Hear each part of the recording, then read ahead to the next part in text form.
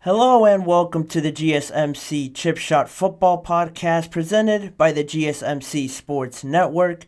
I'm your host Manny Maradiaga, bringing you guys a new range of topics to talk about here on today's episode. Really excited to get into some of the stuff that I've planned out for you guys. A lot of comments made, a lot of comment-based stories that I have in today's episode. Starting off with what the Bears GM said recently at the NFL Combine. He was hitting the microphones for the first day of the Combine, and they asked him all the questions that you can imagine around Justin Fields, Caleb Williams, when this thing he thought was going to get figured out. All that and more, and my reactions to that. Later on in the show, I'm going to bring up the Tampa Bay Buccaneers and why I think they're one team that a lot of people aren't bringing up, but could have big implications on this offseason if they get it all right. They got a lot of pending free agents that they got to sort out. A lot of guys that were crucial to them last year, and if things don't go right, it could look pretty bad for them heading into next season after having a very good last season. All that and more coming up. Later on in the second half of the show, I'll talk about Stephen Jones and some more of that Cowboys drama around their culture and the kind of environment that they're building, the kind of attitude that they carry in and without the building, and how that translates onto the field. I'll give my thoughts on that and what he said at the Combine as well. Before wrapping it up with the biggest story I thought of the most recent news was Mecole Hardman and what he had to say about his former team, the New York Jets. He obviously signed there last offseason, and I think he only made it through 6 weeks before he was traded back to the Chiefs. And now he appeared on the Pivot podcast, and he said some very harsh words towards the New York Jets, and some of the New York Jets office members and players even responded to him. So stick around for all that. That'll be at the end of the show. You're not going to want to miss it. But that allows me to jump into the first episode, or the first segment, being what General Manager Ryan Poles had to say. But before I do that, I want to remind you guys to please use the tip and donations link with any questions that you may have during the show. Using the tip and donations link makes it possible for me to see your question, makes it able for me to read it on the air, and that way it's a lot more engaging, a lot more fun, I think. So if you do have a question, please use the tip and donations link running across the ticker below me. That is gsmcpodcast.net. It's a new tip and donations link that we got.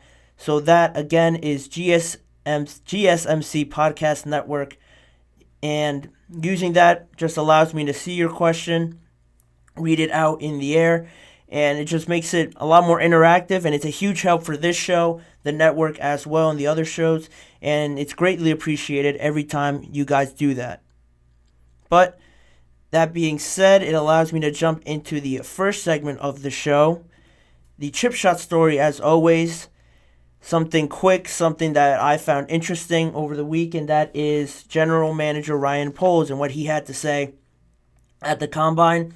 He's obviously a very popular guy now, with really the whole draft is based around what this one guy does, if you really think about it. And it's crazy when you say it like that, but he was in this position last year. He traded the pick away to the Carolina Panthers, and it was all written after that. They picked Bryce Young instead of C.J. Stroud. Obviously, looking back at it now, it looks ridiculous now, but, it's all very subjective and in the moment. And I think comments came out afterwards that the Panthers said everyone in their front office was very unanimous in the decision to draft Bryce Young.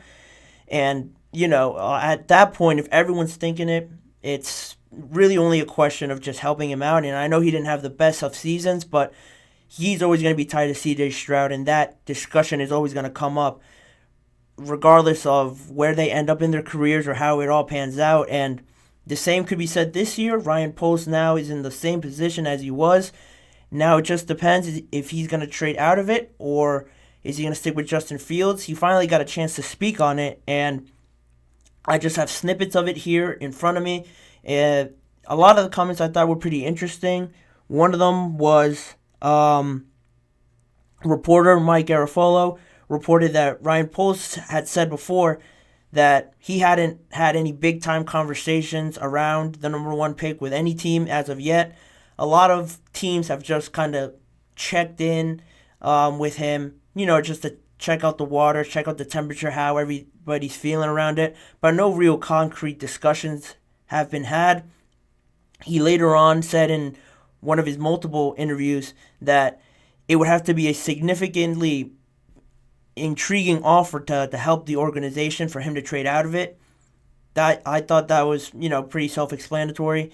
And just also on that topic, he said, if we go down that road, which is trading Justin Fields, he wants to do right by Justin. And he paired that up later with saying that we'll move as quickly as possible because nobody wants to live in the gray. Nobody wants to live in uncertainty. So he wants to make sure, once he makes the decision, I'm sure it's kind of translating for him saying, once we have the decision, we're going to translate that over to Justin Fields, and he'll know as soon as the decision is made.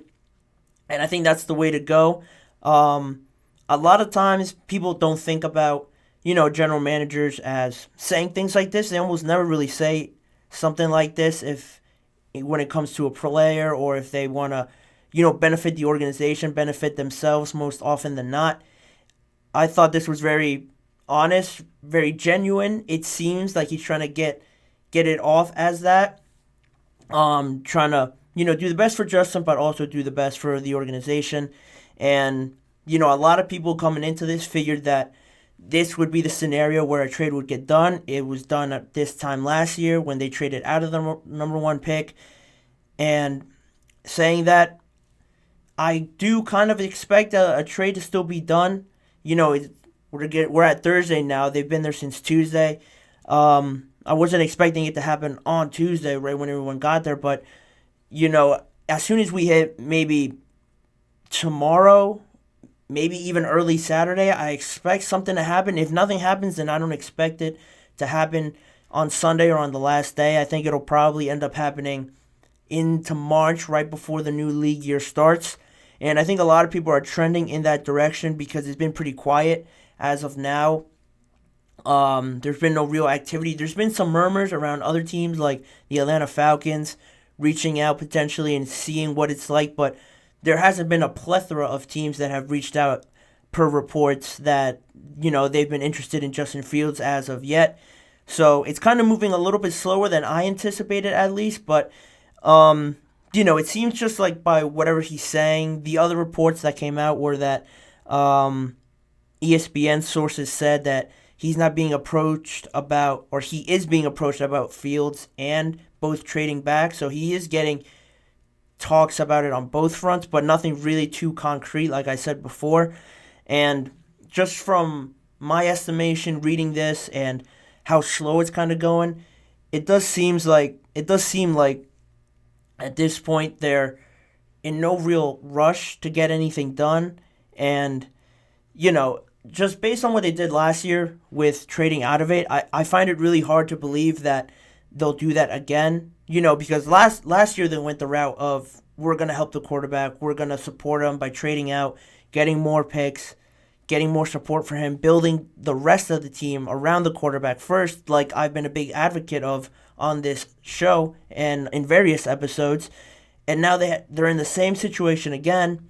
And of course everyone wants the opportunity to draft these players, have high draft picks, and get the best players available, but the Bears don't always want to be picking in the top 3, and they're in a very, very rare situation that they get to do it again, just based on the deals that they did with the Panthers, able to get their first-round pick for this year and DJ Moore for the number one pick last year.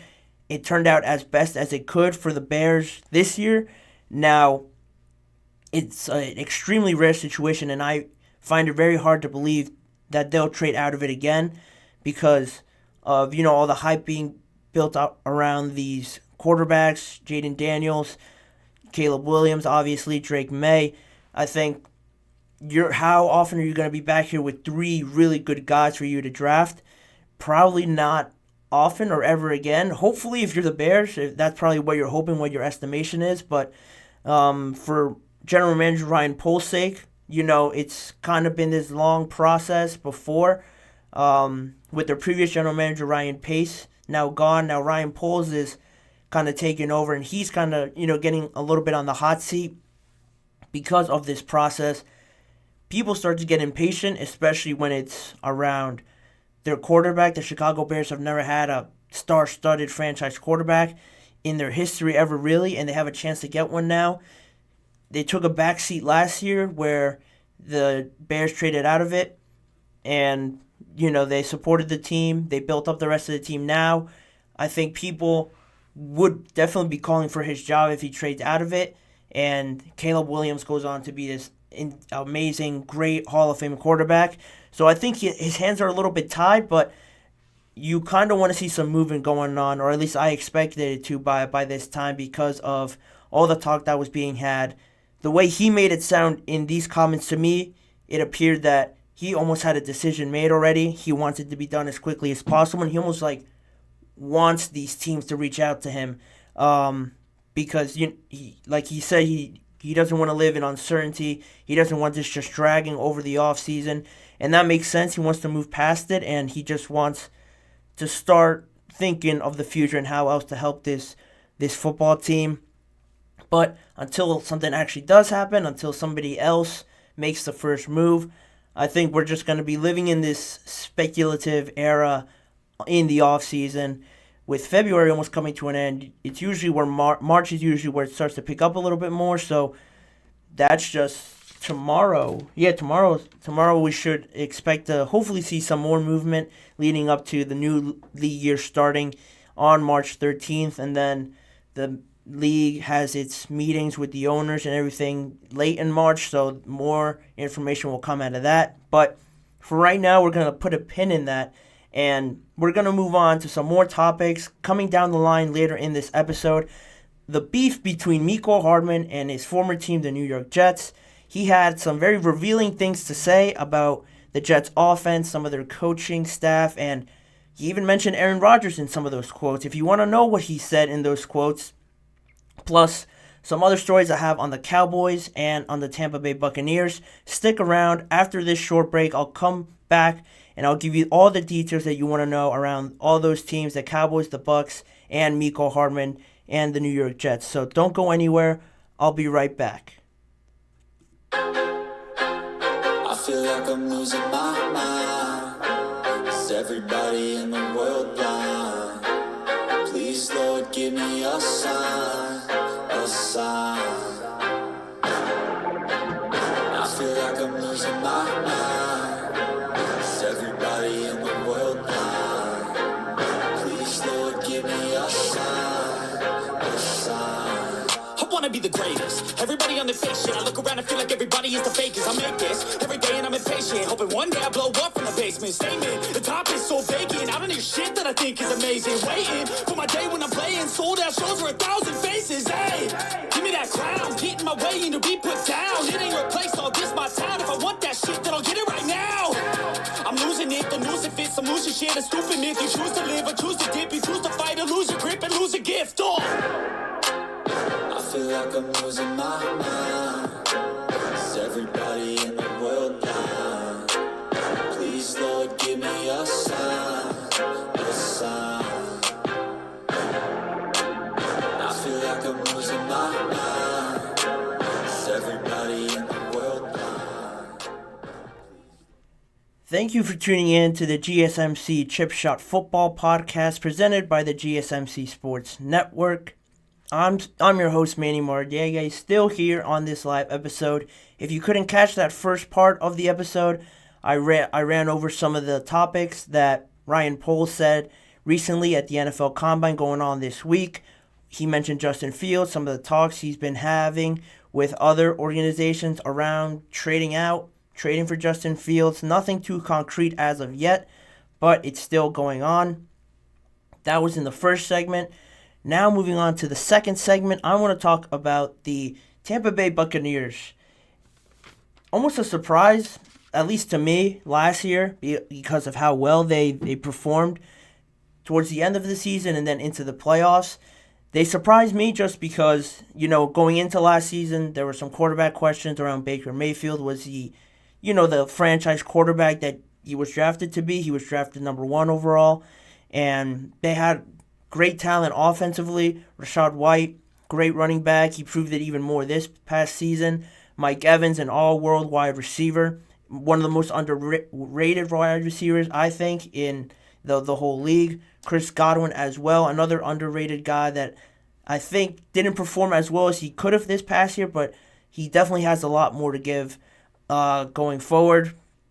They had a pretty decent showing from their offensive line, and defensively, they had 2 great linebackers, Devin White, Levante David, a great defensive line that they found some very good pieces in this past season or in last year's draft in Kalijah Kancey and Yaya Diaby. 2 guys are, I'm sure, going to be franchise cornerstone pieces for them going forward. Very fortunate to find them. And, of course, Antoine Winfield in the back end holding it all down.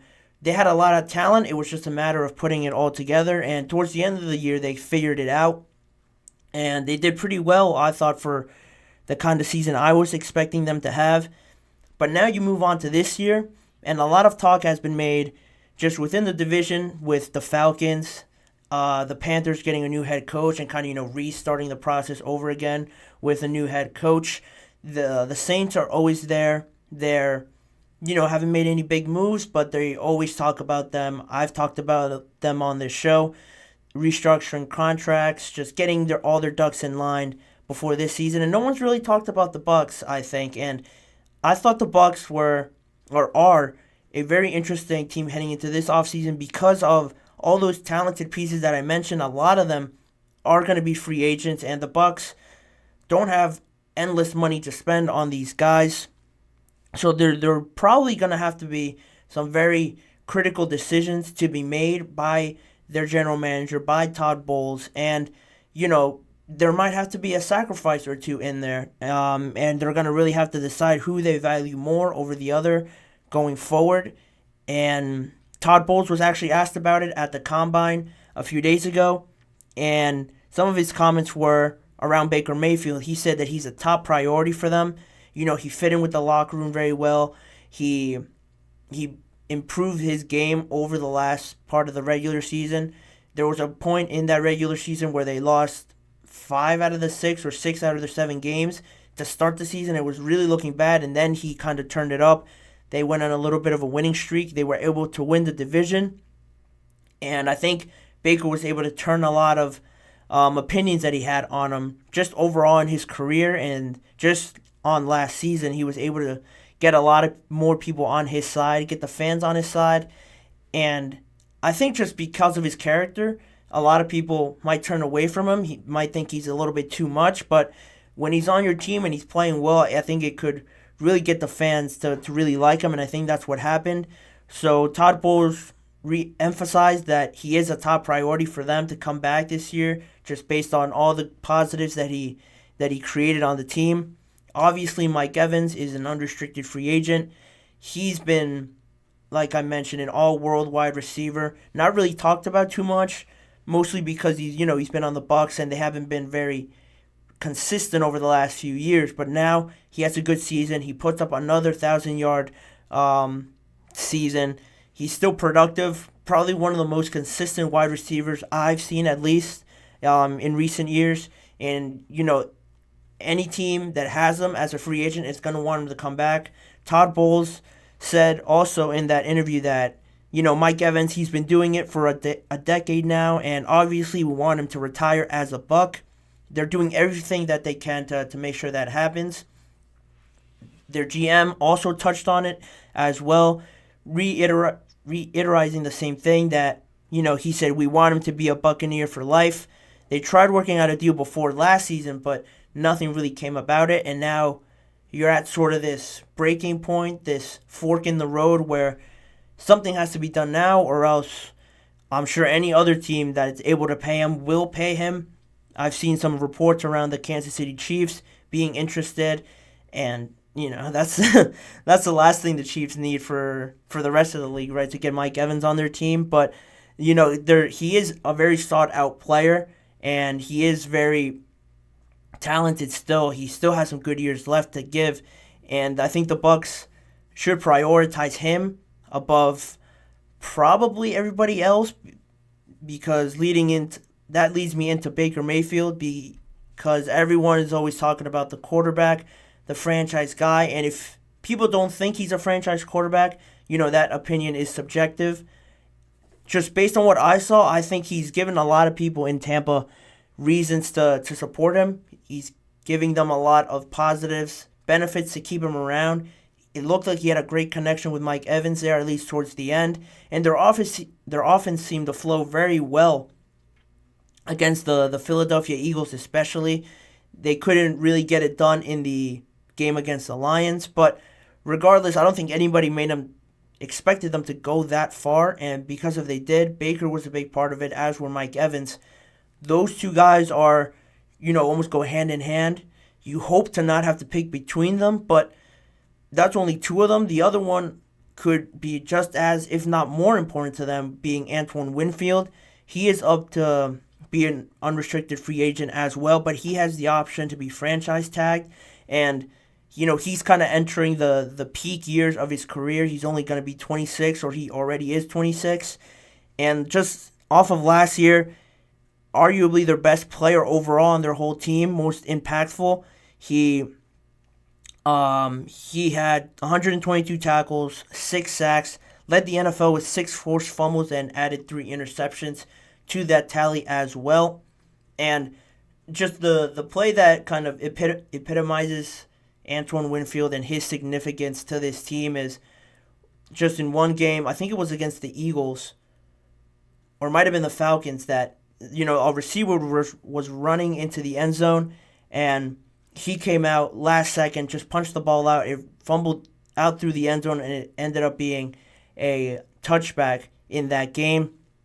And that, again, just summarizes everything Antoine Winfield's about. He's all over the field. If you ever watch him play, he is very active. He's always communicating. He's the quarterback of that defense, and I'm sure their general manager, Todd Bowles, being a defensive coordinator or a defensive-minded coach, he wouldn't want him to go anywhere. And at least they have that option to franchise tag him. He's a significant piece to this puzzle. So that being said, they're most likely going to franchise tag Antoine Winfield, just because I think he's in the price range of about $18 to $19 million for safeties, high-end safeties that, are at the top of the market, that have set the market already. The Jesse Bates and the Minkah Fitzpatricks. He's probably going to want something around that, and they're not able to do that as well as pay Mike Evans. So obviously, if you have the option to tag Winfield, the reports and just me saying it on the facts, he's most likely going to be tagged. But then you move on to other pieces that I mentioned before at the whole opening part of this segment, Lavonte David and Devin White, 2 other guys that are unrestricted free agents. And 2 guys at very different points in their careers. Lavonte David is going to be, or he is 34 years old. And, at this point in his career, he's such a household name in Tampa. He's probably the most he's the most equal with Tampa Bay. And because he's been there so long, because that's where he started his career, he's grown up there. He's been that player that always stuck around. You see players come in and out of Tampa just temporarily being pieces, but he, on the other hand, has stuck it out, has had some great successes, winning the Super Bowl, obviously, with Tom Brady while he was there, then sticking it out through a rough period. Baker Mayfield comes around, they have more success. He's been the leader of the entire team, but, age comes into effect now. The business side of it comes into effect, and I don't know exactly how much money he's going to want at his age and at, the point of career that he's in. But he even reported, or it was interviewed by somebody that reported it afterwards, that he would love to retire as a Buccaneer. He finds it very hard to move on at this point in his career, just because his whole life, like I mentioned, has been in Tampa Bay, that moving on, it just doesn't seem very plausible for him. If it had to come down to it, he said he might really think about retiring if the Bucs decide it's not in their best interest now to re-sign him to a new deal and make him come back with the funds that he might be asking for. So that's one question. And then right next to him, you have Devin White, who has been vocal about his displeasures in Tampa Bay before during the season. I think he actually asked for a trade or asked for something to be done during the season, and obviously that didn't happen. There were some times during the season where he was a healthy scratch from the lineup, from the defensive lineup, so that raised questions, and reports recently have said that Devin White is highly unlikely to receive the franchise tag from the Buccaneers.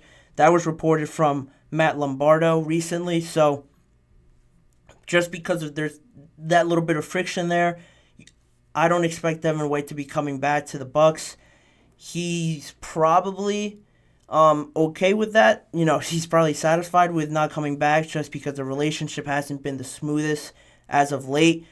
And, he could benefit somewhere else. A lot of teams could benefit from his services.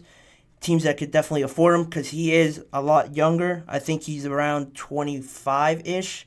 And, he's a few years probably before he reaches his actual prime, 27, 28 years old, that he's probably going to look for a very lucrative high-end deal.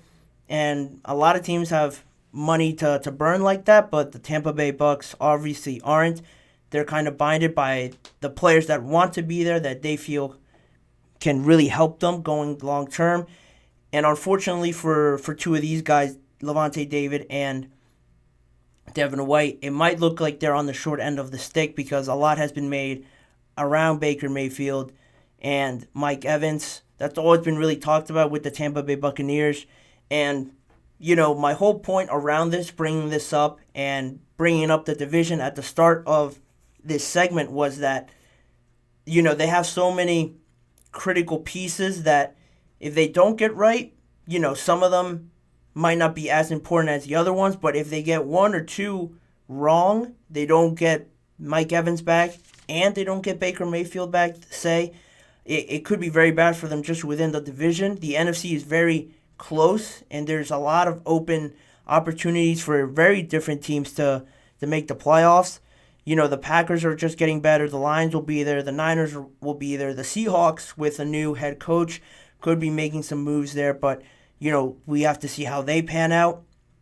The Cardinals are going to have Kyler Murray. They have a lot of picks in the first round, so they could re-up. They're not going to challenge that division most likely, but they're going to be more competitive because just they have the opportunity to draft with more picks that they've accumulated. And, the Rams are great offensively. Defensively, there might be some holes, but they could obviously address them in the draft. All these teams that are serious contenders, the Cowboys, the Commanders at number 2, all these teams are getting the opportunity to get better, and the Bucs are in a very delicate situation where if they get 1, 2 things or nothing goes their way, they're stuck in a very rough spot where they've lost all the guys there, all that chemistry, all that familiarity with Baker, with Evans, Lavonte David, Devin White, that they have to start anew, look for new guys that fit this program, this system that Todd Bowles wants to run.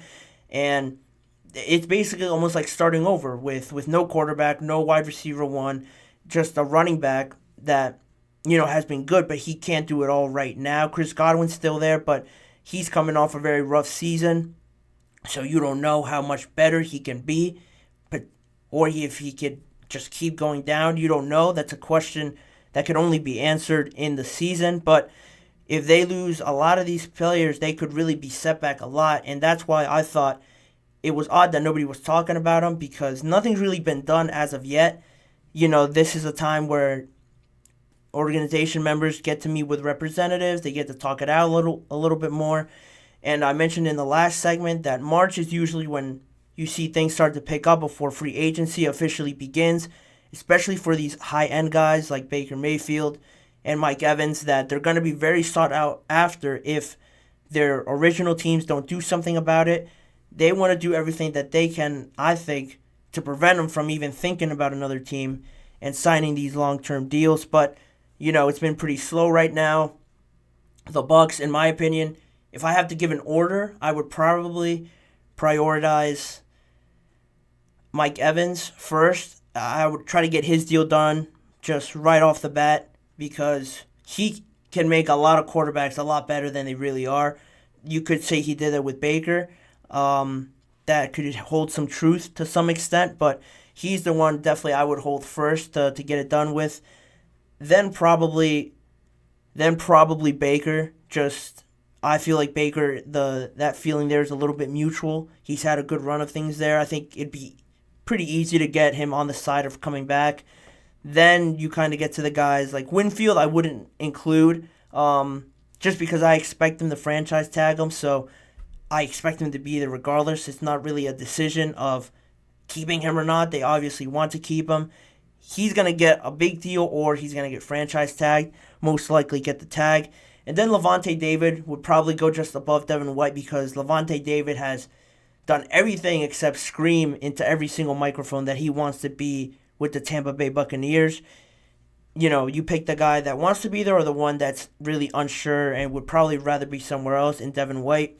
No questions there. I just think you have to hold off on paying a Lavonte David before you get to guys like Evans and Baker and Winfield even, if you are able to work out a long-term deal. If you can get a long-term deal for all three of those guys, I think they'd be satisfied with letting Lavonte David, unfortunately, walk away from the team. Not how he would have liked, but, this is the business side of the NFL, and it could get to this point where you make tough decisions on some guys that hold the more sentimental, emotional value than these other guys. But we will see where that ends up. It's very interesting just really picking out these teams that aren't really talked about, but they still hold a lot of important decisions out there that could impact other teams as well in free agency. But we'll put a pin in that for now.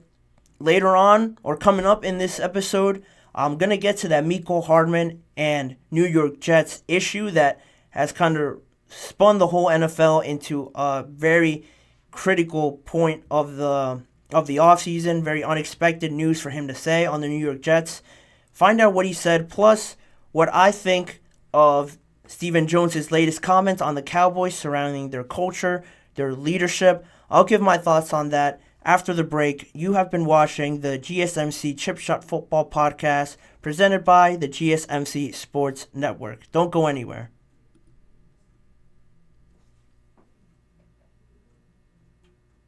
For the best and latest podcasts available anywhere, go to the podcast app on your cell phone and type in GSMC to access free content-rich podcasts on health and wellness, book reviews, sports, entertainment, relationships, social media, movies, technology, finance, and even weird news. Subscribe and download the GSMC Podcast Network's family of shows, available everywhere podcasts are found.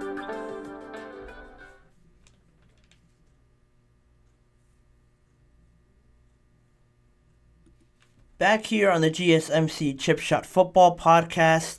If you missed the last segment, I talked about the Tampa Bay Buccaneers, their offseason, and how critical some of the decisions that are on the table for them could be if they only hit on one or none of them, and how far they could be set back potentially in a very competitive NFC. That was in the first half of the show. Now I'm able to move on to the comments made by Stephen Jones, the CEO and Vice President of the Dallas Cowboys. He had some interesting things to say recently at the Combine around the culture. A lot has been made about the Cowboys culture. I'm going to get into that, but before I do that, again, I want to remind everyone listening to this show live that if you have any questions during this live show, any comments that you want to make, please use the tip and donations link that is running across the ticker below me. With any of those questions, using that link makes it able for you or for me to read the question out loud live on air and interact with you guys. So if you're unable to see the link listening to this episode, the link to that would be the gsmcpodcast.net. Again, the link is gsmcpodcast.net. It's a big help for this show and all the other shows around the network every time you guys do that. So it's greatly appreciated if you guys have any questions to go ahead and use that link. But going back to the Cowboys and their sort of situation, they've been relatively quiet, which is the ironic part in terms of moves, contract talks, free agency activity. They've really not done anything, but they still are able to make a lot of headlines, stick in the news with a lot of people because, one, they are the Dallas Cowboys, and two, they left a bad taste in a lot of people's mouths just the last time they played in the playoffs. Obviously, that home loss to the Packers was their worst in I forget how many years, but it was if you saw the game, it was really bad. Offensively, defensively, Dak was not the greatest as well. None of their big players showed up in the moment where it mattered most, and that's kind of where this all stems from, because their big players, probably their biggest player, Micah Parsons, has been talking in the media a few weeks ago now, where his last comments where he mentioned, talking about their locker room environment, the trying to be a leader on the team, the comments made by DeMarcus Lawrence. And when he was asked on First Take, why do you believe that Cowboys aren't here? He basically said, honestly, we just kind of got to a point where we got tired. By the time that game came along, he felt that the team was tired. Mike almost basically responded directly to that and said, you can't say that. You could say it privately if you want, but you can't go out in the public and say that. And, he went on to say that the playoffs are meant to rejuvenate you, make you have more energy. You have to be prepared to be in that moment. And he didn't say it to DeMarcus Lawrence directly. He didn't address him directly, but it might as well have been that. And that kind of stirred up some news. And after that, Micah also was still active in social media by saying things like, he was talking to Jerry Jones about the type of guys that he wants to have in the Cowboys locker room that he believes are very beneficial to this program. And he also mentioned the most important part, I thought, was which guys he thought didn't belong there, essentially is what he said. All that was brought up, the kind of culture that they were driving with him saying that. A lot of people had negative things to say about it because of, there's this new form of players now. Everyone has their own show, everyone has their own voice, and everyone voices their thoughts. He received a lot of backlash from people saying, this isn't the kind of thing that Cowboys need at this point, and they're all questioning, the kind of leader that he is. If you want to say he's a bad leader, a good leader, that's up to you. But I talked about it on this show before, and I didn't have a problem with it up until, there comes a point where it is a bit too much. Now in the offseason, we're at a point where the league year hasn't officially started, and you're still talking about last year. You're even mentioning other quarterbacks compared to Dak, and it just doesn't seem necessary right now. Like, most players just go off on vacation right now, and they're away from everything, and he's still talking in the media. So I think to that point, it's gotten a little bit too much. He should just, turn everything off and just get away from it all. And he kind of has done that now, but that kind of was where I stood on it. And now they asked Stephen Jones about it, what he thought about the culture, their leadership within the organization. And, basically he said, I think our leadership on our team is outstanding. When they asked him about it, he added a much longer response, and he said, we feel good about our culture. You always want to be better. I will say that. If your results aren't winning the Super Bowl, I think everybody is saying, how do you ultimately be the last guy standing? But I think overall, between organizationally and between our coach and our personnel depth, I think our leadership on our team is outstanding. And that's the part I wanted to touch on like their leadership, their organizationally and coaching and personnel departments. He mentioned everything but the players, and that's where I'm trying to bring this all to. He mentioned everybody around the culture, the organization, the leadership. He mentioned everybody but the players, and I thought, maybe he didn't understand the question.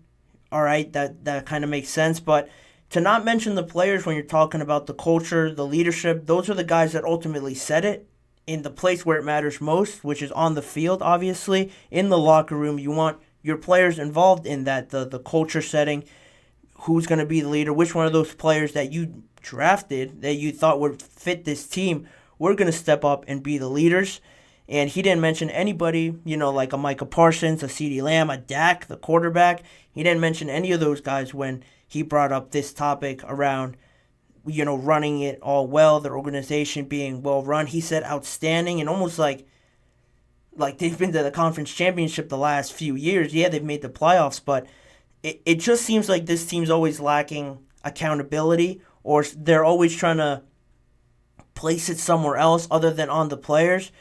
And I don't see anything wrong with doing it, with placing it on the players. Some people might think it's unfair to put it all on the players, but they're the ones out there actually playing. Jerry Jones gets a lot of media attention, same with Stephen Jones, around his actions, what he does as the general manager and stuff like that. But the players are the ones that actually have to do it and go out there and perform. And there's really no excuse right now because they have this great team, all this talent, and then, they just shrink. They disappear in the playoffs. The last few years, the last decades, if you want to say, they haven't been really anywhere.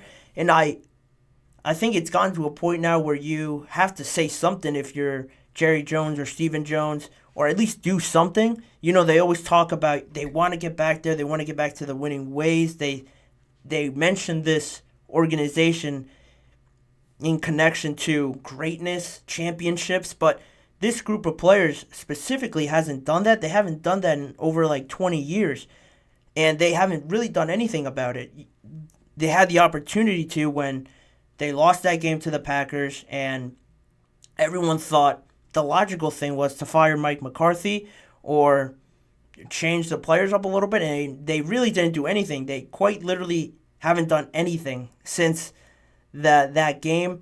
They brought Mike McCarthy back, I guess, is doing something, but it wasn't the right choice in a lot of people's minds.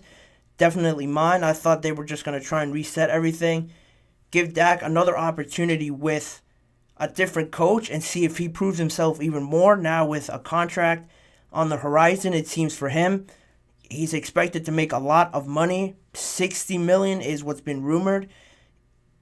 If he's worth that, I don't know. That's very subjective. I personally wouldn't pay him that, but the Cowboys, are they ready, or are they in a moment where they could just not pay him and try and look for another option? Can you really find something better than Dak right away in the next year?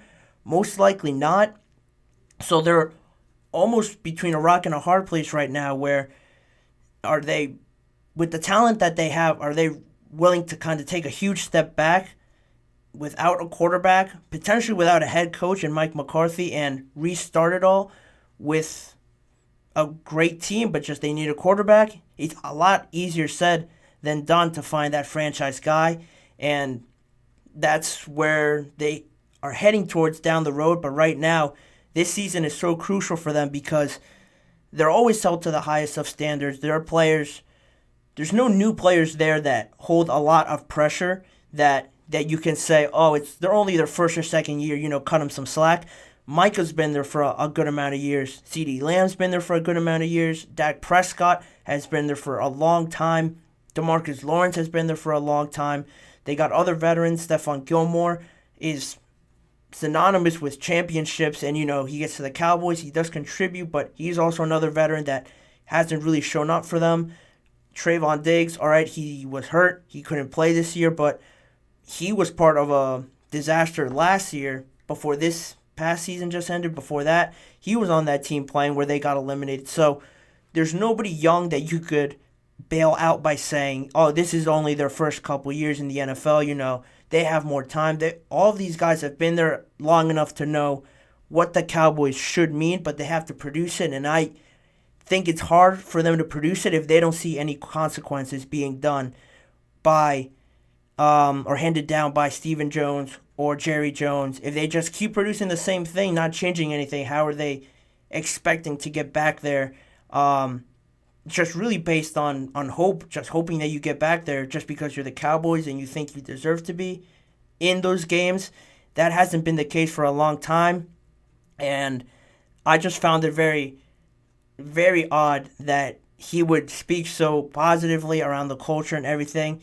Yeah, maybe he's supposed to say that, but I would love to see some more accountability, consequences from the organization on some of these players, because something needs to change for the Cowboys for them to get back to where they believe, and a lot of people in the league believe that they should be in these big games because of how big the Cowboys are nationally and worldwide. They're very recognized, and they need to be in those games for the NFL to gain to have that notoriety that they need around the world. But that's where that stands. The Cowboys, it's a work in progress with the Cowboys. But I'm going to move on to the last topic after the break coming up. Finally, what are my thoughts on what Mecole Hardman said on the New York Jets on the Pivot podcast? He didn't pull any punches. He let it all out there, potentially getting himself in trouble as well. Find out more on that after this break on the GSMC Chip Shot Football Podcast.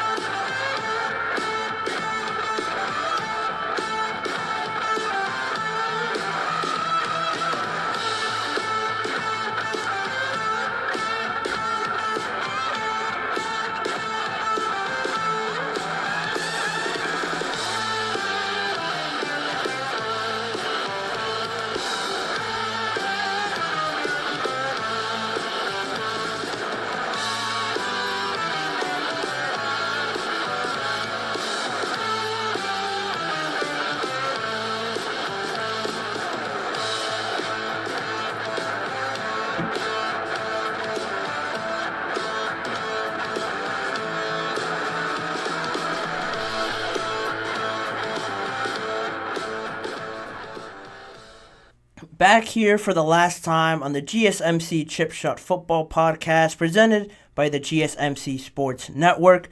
Jumping right into the last segment, the biggest story, or the most dramatic one, I thought, was with Mecole Hardman and the New York Jets.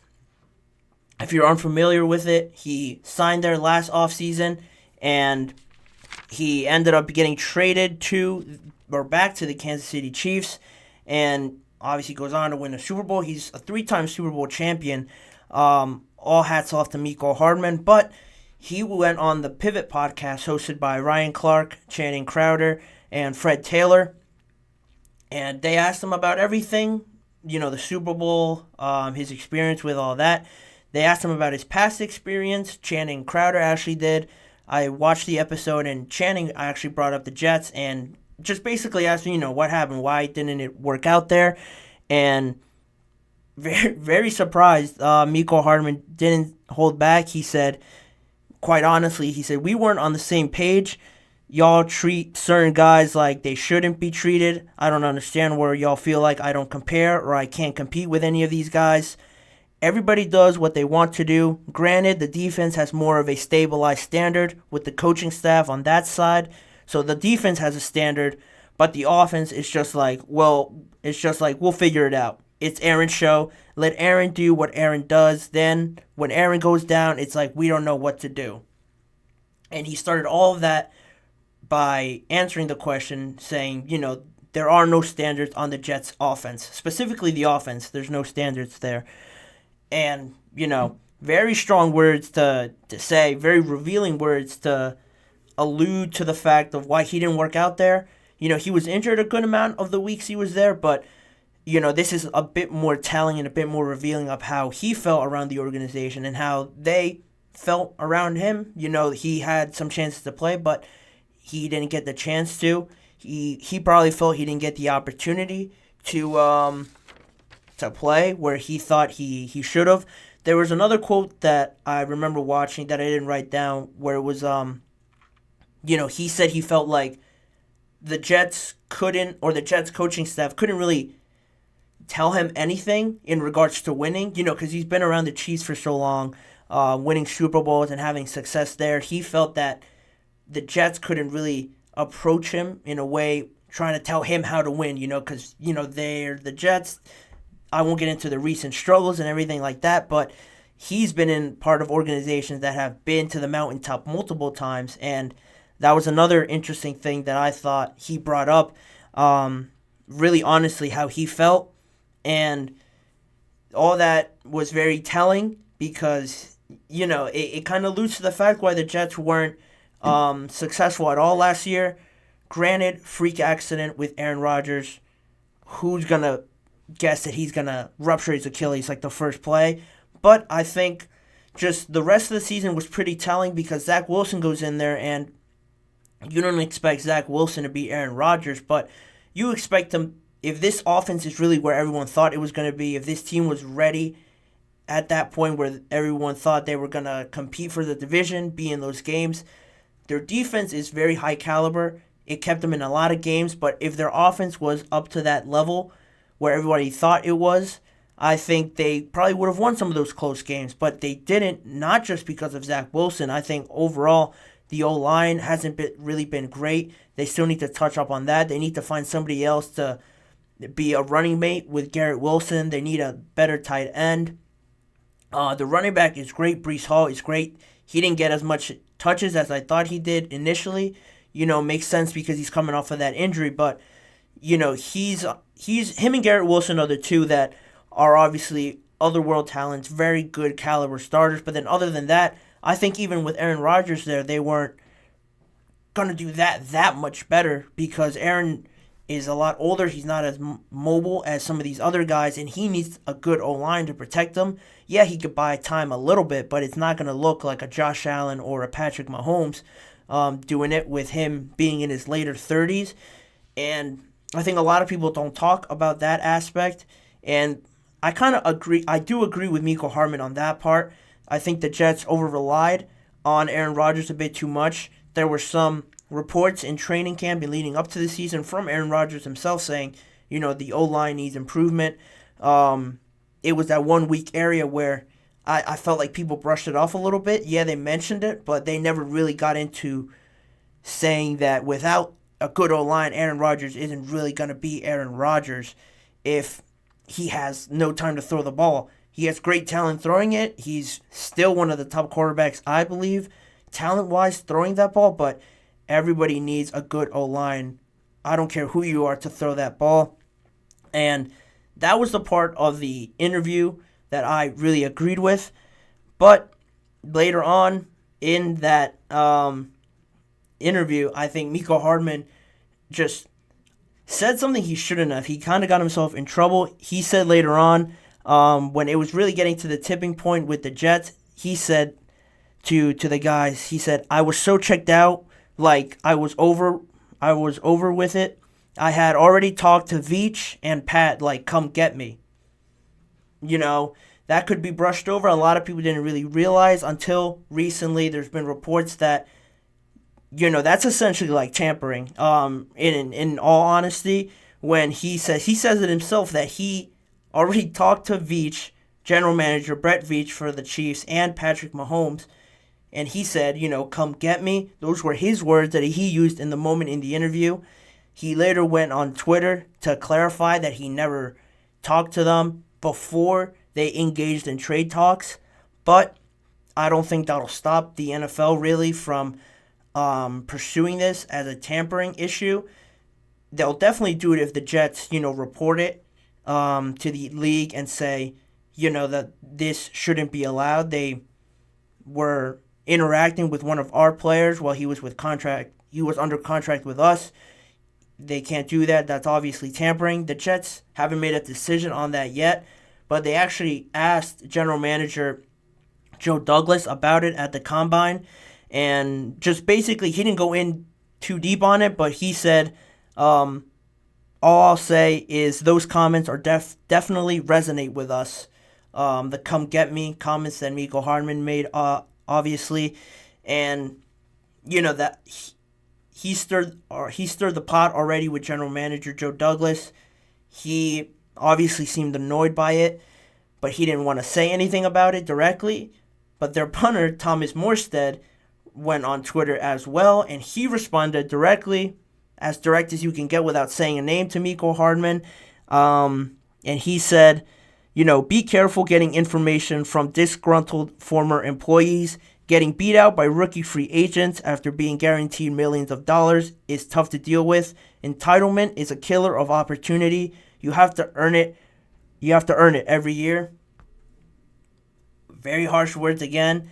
Defending the Jets in a way because, they were very impressed with the undrafted rookie free agent that they signed. I don't have the name of him, but I do recall him, Joe Douglas, and Robert Saleh saying that he was very impressive. He got a lot of playing time over him. I want to say his name was Xavier Gibson. I could be wrong, but that's just what's coming to my mind. But regardless of what it is, everyone coming out and giving their side of the story, Thomas Morstead, Mecole Hardman, Joe Douglas touching on it. It sheds a light a little bit, not only on the part of Mecole Hardman, which I do agree with, but then when he went out and almost outed himself when he said that he talked to Veach and Patrick, he did that on his own. Those were his own words. Nobody was alleging that he did that. Now he made himself look bad. It's very revealing because it shows what the Jets kind of were at one point, where they had Mecole Hardman and everybody thought this was just going to work right away. It was going to flow perfectly because they had Aaron Rodgers. They had the talent. They had him. They gave him a good wide receiver. Breece Hall was coming back. Their defense was great. But there was all these underlying little problems that they were dealing with internally and nobody knew about until now, when everyone brings it out and they want to express themselves over what was really going on. And, you never see such telling comments, really. At least not during the season. During the offseason, you get some people, expressing themselves more. But with this scenario, I thought it was crazy that Mecole Hardman just said it very nonchalantly, just saying it how he felt, to say that, the Jets over-relied on Aaron Rodgers and they didn't have a plan. It makes, obviously, the Jets look bad. But then he kind of got himself in trouble and said that the Chiefs tampered with him in his scenario with the Jets. And, there was other issues that popped out over the season where there was allegedly the Jets' game plan was given out to the Eagles, and I think before their Chiefs game as well, where Sauce Gardner touched on it on Twitter, saying that their game plan was given out during their or before their games against the Chiefs and the Eagles. He reminded everybody of that, just poking at the issue that Mecole Hardman was never really satisfied at the Jets, and now we're in a very weird spot where, everything's just been thrown out there, and everyone's now waiting for a reaction from the league, from the Jets, if they're continually asked about it, which I'm sure they will be. At least Robert Saleh might, if he makes an appearance at the Combine, or Joe Douglas still with multiple days left of the Combine. I'm sure it'll be brought up again. And if it gets to a point where, it gets to a tipping point, I'm sure that the Jets will reach a point.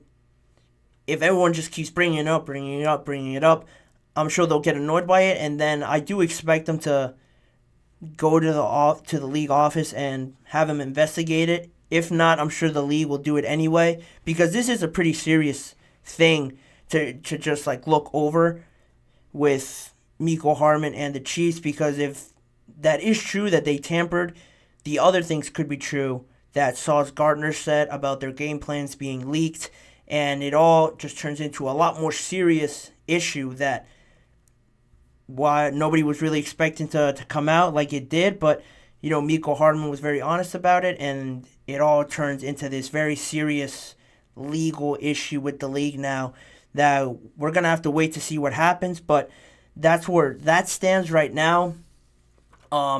It was very dramatic the way it all happened because of how quickly that reaction was from everybody, but it happened, now it's out there, and like everything else, we just have to wait to see what the actions are that follow this, how the league gets involved with it, on top of all the issues they have to deal with during the offseason that we're in right now. But that's probably going to do it for this episode, just touching on that last issue around the Chiefs, around Mecole Hardman. I would love to know what you guys think, if you think Mecole Hardman meant anything by it, if you think he was being really serious when he said that he talked to Brett Veach and he talked to Patrick and said, come get me, essentially. I want to know what you guys think, if he actually meant that, or if this was all just sort of blown out of proportion. He didn't mean to say it. Let me know what you guys think in the comments or in questions live during the episodes. But just to end this, I want to give a huge thank you to everyone listening or who watches afterwards on YouTube. Please remember, as always, to like, follow, and subscribe to the GSMC Chip Shot Football Podcast presented by GSMC Sports Network. Make sure to also follow us on Twitter, Facebook, Instagram, and TikTok for more of the network's content. There's a lot of good stuff out there outside of this show. And if you do want to see more of me and this show, please check out the GSMC Sports Network channel and Podcast Network channel on YouTube for more live shows, YouTube shorts, and individual segments from the live shows in case you miss the shows or just want to tune into a specific part of it. But as always, I've been your host, Manny Maradiaga. Tune in every weekday at 6:30 p.m. Eastern Time for more NFL and football conversations. Take care, guys. I'll see you guys all tomorrow.